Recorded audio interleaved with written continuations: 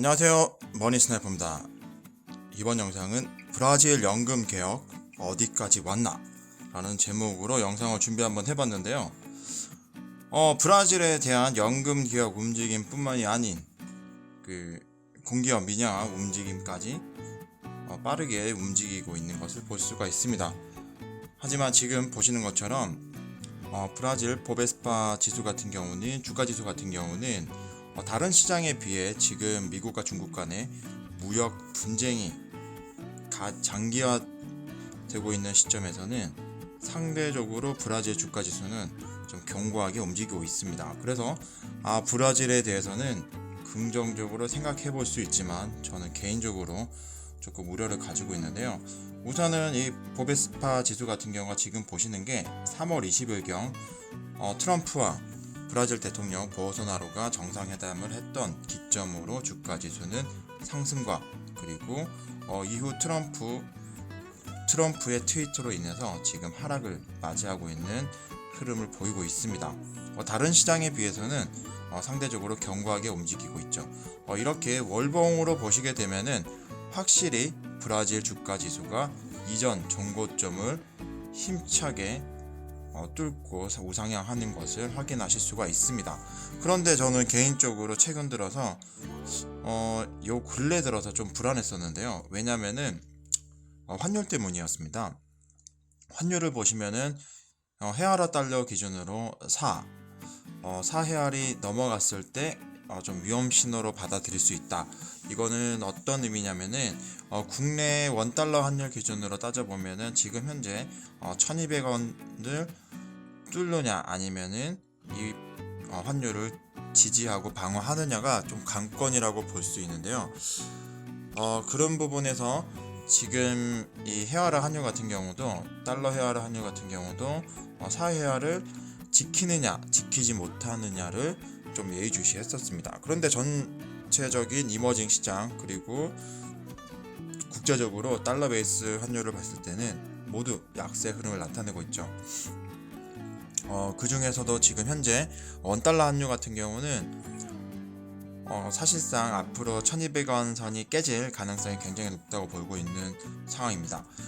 그래서 우려를 가지고 있었는데요. 우선은 보시면은 여기 환율 같은 경우도 3월 20일 기점으로 해서 지금 화살표가 가리키는 이 시점으로 해서 지금 보소나로와 트럼프 간의 정상회담을 한 이후의 환율 움직임입니다. 월봉 흐름을 보더라도 역사적인 정고점을 지금 현재 지켜내느냐 아니면은 상방으로 열어지느냐, 이제 그런 기점에 서 있다고 보실 수가 있습니다. 그래서 개인적으로는 이제 달러 베이스로 하는 헤아라 환율 자체가 지금 4헤아를 지키느냐 지키지 못하느냐 해서 지금 공방을 하고 있는 이런 흐름을 봤을 때는 브라질 시장 자체가 조금 불안하다, 이런 느낌을 가지고 있었습니다. 그런데 브라질 채권 가격 같은 경우는 지금 8.87%, 10년물 같은 경우 금리가 8.87% 수준으로 지금 역대급으로 강력한 브라질 국채 가격 흐름을 나타내고 있습니다. 환율에서는 지금 약세 흐름을 나타내고 있지만 브라질 국채 가격은 2019년도 들어서는 계속적으로 8%에서 8.8% 전후를 지켜내는 이런 흐름을 나타내고 있죠. 그래서 브라질 경제는 나름대로 견고하게 지금 현재 브라질 정부는 경제를 이어가고 있다라고 판단을 할 수가 있겠습니다. 달러는 약세, 하지만 브라질 국채는 강세. 이런 부분을 가지고 브라질 국채를 쉽게 섣불리 투자하기에는 조금 망설여지는 부분이 없지 않아 있는데요. 마찬가지로 지금 화살표 보시는 부분이 트럼프와 보소나로 간의 만남이 있고 난 이후로는 더욱더 브라질 국채에 대한 신뢰도가 올라갔다고 볼 수가 있겠습니다. 지금 월봉 차트로 이렇게 확인을 하시더라도 역사적으로 가장 강력한 국가 채권, 브라질 채권의 가격 흐름을 확인하실 수가 있겠고요. 그런데 제가 왜 이렇게 우려의 목소리를 이렇게 지금 서두에 말씀을 드리고 있냐면은, 미국과 중국 간의 국제 무역 전쟁이 사실상 장기화 되는 것이 기정사실화가 되었죠.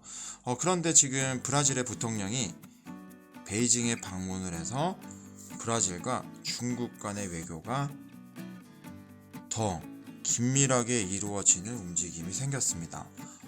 언론지상에서는 물론 브라질 입장에서는 지금 트럼프가 당선이 된 이후로 미국의 대두가 중국으로 수출이 막혀 있어서 중국 입장에서는 브라질을 통해서 그 대두 부족분을 브라질에서 수입을 하고 있었죠. 그리고 브라질 같은 경우는 그렇게 농가에서 발생되는 대두를 중국으로 대규모 수출을 함으로써 2017년도, 2018년도는 브라질 농산물 시장에서는 괜찮은 그런 흐름을 가져왔었습니다.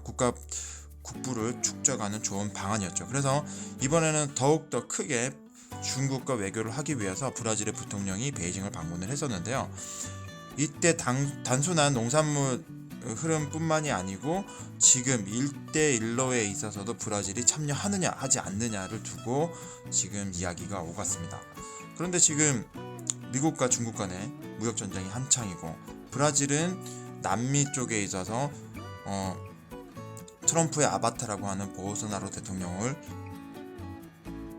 표방하고 있고, 그리고 브라질은 자처 미국의 우방 국가로서 지금 떠오르고 있는데, 중국과 이렇게 외교를 가져가게 되면은 미국으로부터 미움을 사지 않을까라는 생각이 들어서 조금 우려를 하고 있습니다.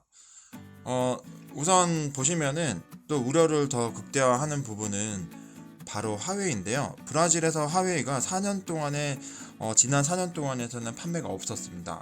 그런데 새롭게 판매를 한 이후 지금 브라질 시장에서 화웨이가 굉장한 출하량을 나타내고 있는데요. 브라질은 세계 4위의 스마트폰 소비 시장입니다. 그래서 엄청난 잠재력을 가지고 있죠. 인구라든지 소비 규모, 그리고 소득 수준, 이런 부분에서는 스마트폰 시장에서는 굉장한 잠재력을 가지고 있습니다. 그런데 4년 전 화웨이 제품이 판매가 중단된 이후 2019년도 1분기 출하량은 애플을 처음으로 앞지를 정도로 화웨이 제품이 브라질에서 많이 생산이 되고 있죠. 그러다 보니까 저 개인적으로는 이렇게 굉장히 머리가 복잡했습니다.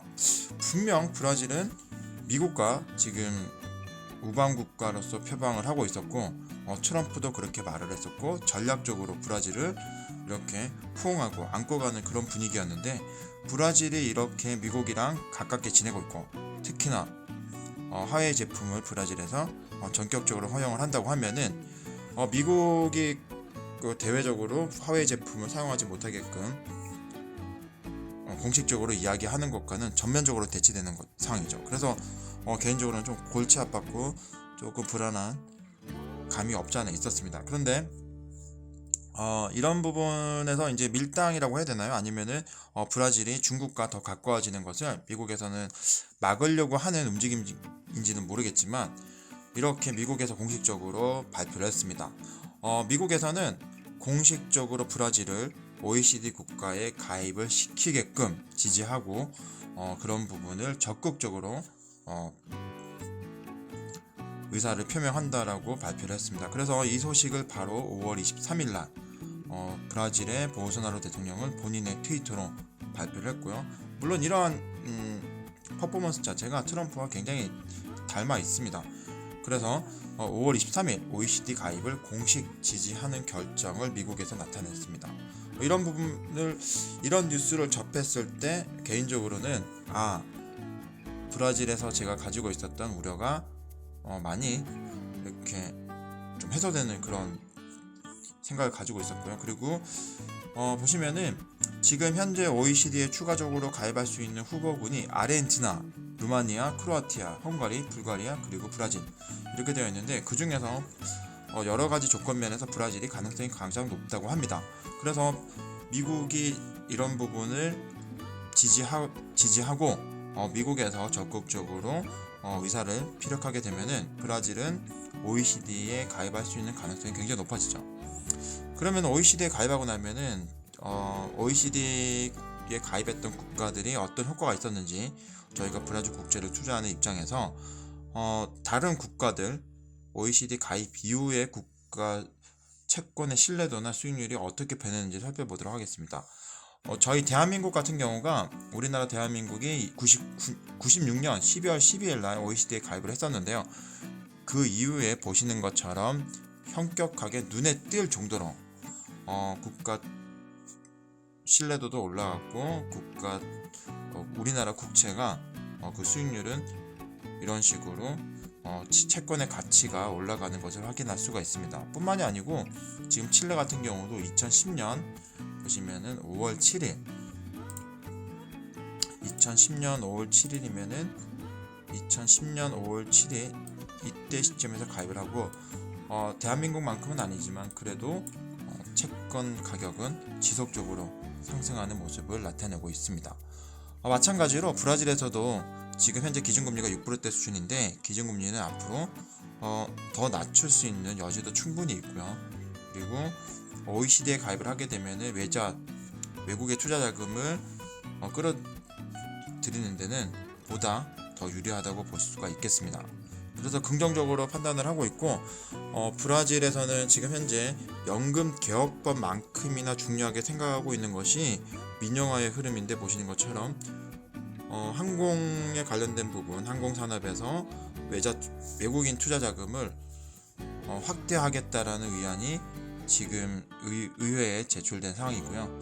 그리고 승인이 났던 상황인데 또 하나 지금 현재 브라질에서는 그 연금법 관련돼서 어떤 식으로 개정을 해야 되는지의 사안을 열띠게 토론을 하고 있습니다. 그 결과 지금 현재 현 정권의 유리한 방향으로 흘러가고 있고요.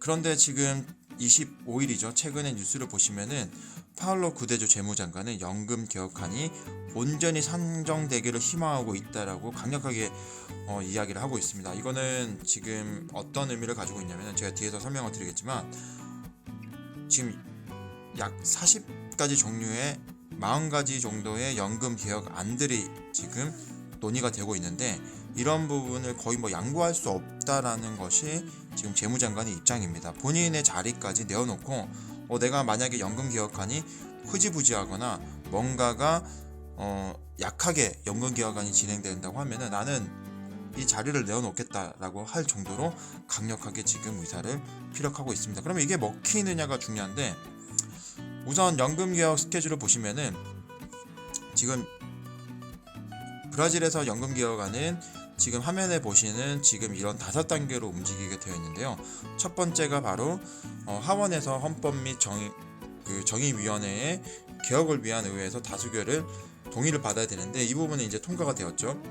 그래서 통과가 되어서 의회에 이제 상정이 된 거고 그리고 하원에서 개혁을 논의하기 위해서 최소 11개에서 40개 정도가 회의에서 최대 40가지의 의안이 지금 통과가 되어 하원 투표를 실행해야 되는 그런 상황이 있습니다. 그래서 지금 현재까지는 1단계 지금 최위에 이 단계는 지금 진행이 되었고요. 그리고 지금 현재 여기가 진행 상황이라고 보실 수가 있습니다. 그런데 앞선 뉴스가 어떤 의미냐면은 12개 논의되어 있고 지금 딜레이 되었다 이런 얘기가 나왔는데 많은 부분이 지금 현재 정부가 원하는 대로 지금 반영이 될 수 있게끔 논의가 되고 있고 그런 부분을 위해서 심사숙고하고 있다 이런 내용입니다. 그렇기 때문에 다음 수순은 이렇게 하원에서 투표가 이루어지겠죠.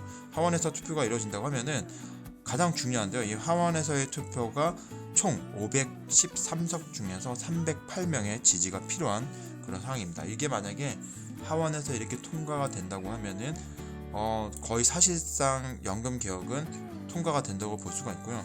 그 다음으로 상원에서 다루어져야 될 내용들에 대해서 다시 한 번 더 확인을 하고 그리고 최종적으로 상원에서 투표가 이루어지면은 81명의 상원의원 중 49명의 지지가 얻게 되면은 최종적으로 법은 개정이 되고 브라질에서는 새로운 연금법을 가지고 연금 제도가 적용이 되게 됩니다. 그렇게 되면은 브라질 채권을 투자하는 투자자 입장에서는 가장 베스트 시나리오고요. 지금 현재 정부는 당초 매우 강력하고 큰 폭의 연금 개혁안을 상정을 하고 어느 정도 합의가 이루어져서 좀 일정 부분을 양보할 모양이었는데, 지금 점점점 국민들의 그 지지라든지 그리고 그 공감대가 형성이 되면서 당초 이야기했던 연금 개혁안을 그대로 통과시키려고 하는 그런 움직임을 나타내고 있습니다. 그러니까 우선은 그 당초 입안했던 방식대로 통과가 된다고 하면은 보다 많은 부채를 탕감할 수 있고 부채를 줄일 수 있는 그런 연금 개혁안이 될 수가 있겠죠. 연금 개혁안만큼이나 중요한 공기업 민영화인데요. 브라질에서는 올해 공기업 민영화를 어느 정도 수준으로 생각하고 있냐면은 보우소나로 집권 중에 약 100개 정도의 기업을 민영화를 시키려고 하고 있는데, 가장 우선순위가 공항 그리고 철도 이런 부분을 민영화를 진행을 하고 있고요. 그리고 최근 들어서 석유화학 그 공기업 유류 산업인 페트로브라스를 지금 민영화 하려고 하는 움직임이 지금 이루어지고 있습니다. 거기에다가 지금 우체국까지 공기업을 하면은 민영화를 하게 되면 어떤 효과가 있는지 그런 부분까지 다뤄지고 있고요. 그렇게 해서 올해만 약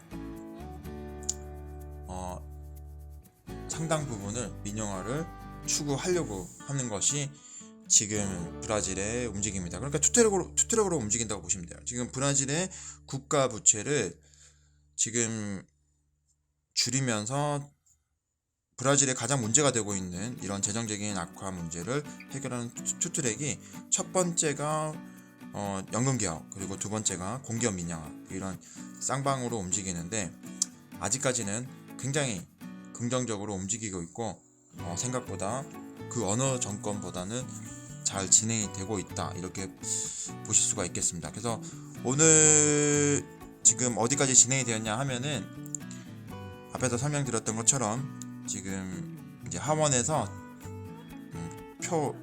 투표를 붙이려고 하는 내용에서 어떤 부분이 지금 어떤 법안들이 하원에서 이제 투표가 이루어져야 되는지를 지금 결정하고 있는 단계에 있다. 그 부분이 5월, 6월 중에 끝나고 하원에서 이제 6월 말쯤이면은 6월 말쯤으로 해서 이제 투표가 진행될 가능성이 높아졌고, 그렇게 수순이 이제 앞으로 진행이 된다라고 보시면 될 것 같습니다.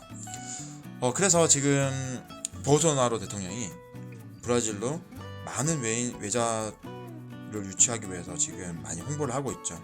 이렇게 들어오라고, 돈을 갖고 우리 브라질로 들어와, 이런 식으로 손짓을 하고 있는 것 같습니다. 좀 보수적으로 생각하시는 분들은 어떤 법안들이 앞에서 말씀드렸던 것처럼 최소 11개에서 최대 40가지, 40가지 정도의 이 법안들이 이제 하원에서 투표가 붙여질 텐데요. 어떤 법안들이 통과가 되어서 하원에서 표결이 되고 표결에 붙여질지를 확인하시고 들어가시는 것도 뭐 방법이기도 하고요. 보다 더 보수적인 투자자분들은 하원에서 통과되는 거 보고 들어가시는 것도 방법이긴 합니다. 그런데 좀 더 공격적으로 투자하시거나 브라질에 대해서 앞으로 브라질의 성장성을 믿는다고 하시면은 지금부터라도 들어가시는 것도 나쁘지 않다고 생각합니다. 그래서 오늘 준비한 영상은 여기까지고요. 지금 영상이 도움이 되신다고 하면은 좋아요, 그리고 새로운 소식을 받고자 하시면은 구독을 부탁드리겠습니다. 머니스나이퍼였습니다.